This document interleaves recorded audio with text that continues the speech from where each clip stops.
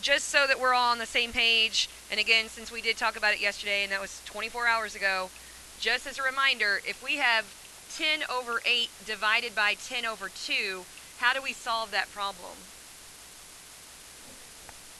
Subtract the exponents. So that would be 8 minus 2, which would be 10 to the 6th power. Now, you need to be very careful when you have negative exponents. Let's say we had 10 to the negative 5th over 10 to the negative 15th. So some people do that in their head, and they're like, oh, 10 to the negative 20th. But that would be adding them, okay? So negative 5 minus a negative 15.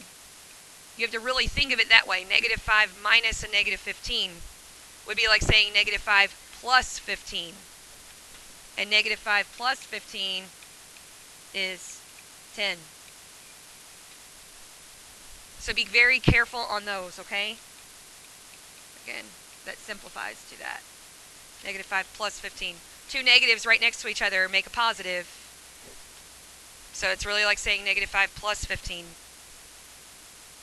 Okay, so that's just a review of the quotient of powers property. But again, we need to be able to understand this concept so that we can do dividing in scientific notation, because that's going to be half of our work, okay? All right, so let's go ahead and write a number in scientific notation. 5.2 times 10 to the 8th power. And we're going to divide that, so we're going to show this as a fraction. So divide that by 1.3 times 10 to the 3rd power. Now I'm going to start off with some easier things, okay? I always try to do that in the notes. So just like what we did yesterday, the first thing that we did yesterday... Alright, so just like we did yesterday, the first two factors... Yesterday we were multiplying, so we multiplied the two first factors. Today we're dividing, so we're going to divide the first two factors. That's going to be our first step. So this is where your calculator is going to come in handy. 5.2 divided by 1.3. Go ahead and do that in your calculator. 4. And now we're going to do our exponents. So 10 to the 8th divided by 10 to the 3rd. That's like saying 10 to the 8 minus 3, which is 10 to the 5th. And then our last step is just putting this all together. So we have 4 times 10 to the 5th power. And that's it. Because your decimal, even though the 4 doesn't have the decimal show up, it's right after the 4. So it would be 4.0. You could write that as 4.0. Sometimes you'll see scientific notation written like that when you have a whole number out front. It's fine. Both answers are exactly the same. Okay? 4 and 4.0 we all know is the same thing. So that's the basics. Pretty easy, right? Pretty straightforward. Very similar to what we did yesterday. So let's do a couple more that aren't too bad, and then we'll get into some where you're going to have to adjust. Remember, we said sometimes you have to adjust depending on where the decimal is. All right, let's do some that have some negative exponents, because those are usually the hardest.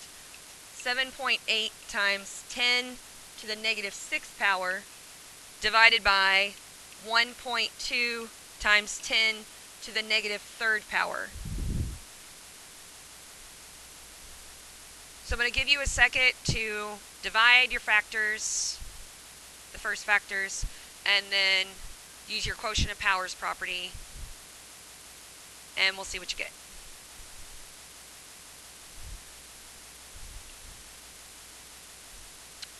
Okay, so hopefully you did in your calculator 7.8 divided by 1.2, and you all got, yep, that's right.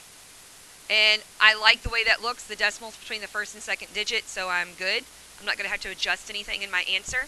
And now I'm down here looking at my quotient of powers property. And I'm going to be very careful because both of them are negative. And if it helps you, instead of doing mentally to write it out, do it. Negative 6 minus a negative 3. Notice I didn't just put negative 6 minus 3. That's not the same thing. So negative 6 minus a negative 3 is the same thing as saying negative 6 plus 3, which is negative 3. So this is 10 to the negative 3rd power. So final answer then, 6.5 times 10 to the negative third power. Questions on this one? Okay, let's take it up a notch then. What if we had 1.32 times 10 to the 8th power over 1.6 times 10 to the 2nd power? Go ahead and get started on this one. And you're going to have to adjust your answer, but we're going to talk about that. So go ahead and try it out, and then we'll talk about how to adjust. All right, I see most people done writing, just kind of waiting. So when you did 1.32 divided by 1.6, what did you get? 0.825. Now, hopefully that kind of set up a red flag in your head that that decimal is not between the first and second digit. We need that decimal between the 8 and the 2. So we're going to have to adjust our answer, but let's just wait to do that until we figure out our quotient of powers property. 10 over 8 divided by, or 10 to the 8th time, divided by 10 to the 2nd is what? 10 to the 6th. Okay. So that leaves me with, and I want to raise this up, 0.825 times 10 to the 6th power. I would hope that everyone got to this step. Are we good with that part? Okay. This is where your adjustment comes in. Now this adjustment is different than the one that we did yesterday. Yesterday we were having to move the decimal to the left. Today we need to move the decimal to the right. So one place to the right, we are going to subtract 1 from the exponent. So again, yesterday we moved 1 left and we added 1 to the exponent. Today we're moving 1 right, so we're subtracting 1. I think that's going to be hard to remember. I have a hard time remembering it, to be honest. So if we're moving left, we're adding 1. If we're moving right, we're subtracting 1. If you have it in your notes, then you're not going to have anything to worry about. Okay? So when we do that, we end up with 8.25 times 10 to the 5th power. And there is our final answer. Okay? Alright, I'm going to have you try one of those on your own, and then I'm going to give you the rest of the time to work on those other 10 problems, okay? Please try this one on your own completely.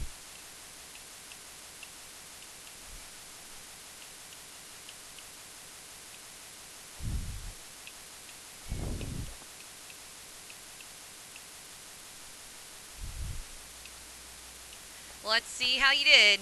Alright, so you should have done 2.68 divided by 4, and that should have given you 0.67. Then you should have done 10 to the negative 6 divided by 10 to the negative 5th, which, be very careful, would be negative 6 minus negative 5.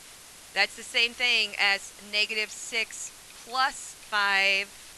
And that's going to leave you with a negative 1. Okay? That's the tricky part. Now I'm going to put stuff together. Now I have made myself aware that 0.67 is not going to be in correct form. But I'm going to write it out first. And now I'm going to move my decimal 1 place to the right. And because I'm moving it 1 place to the right, I'm going to subtract 1 from my exponent. That's going to leave me with 6.7 times 10 to the negative 2. A negative 1 minus 1 is negative 2. And that's your final answer.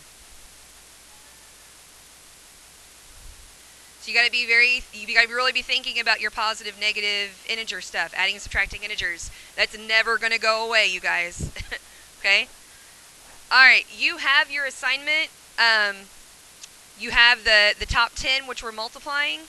Now you have the bottom 10, which are dividing. So if you still need to work on multiplying, go ahead and get those done, and then do your dividing, okay? Hopefully, the plan will be to check this tomorrow after the quiz, but we may not have time. We may not check it until Monday, but you should have it ready for tomorrow.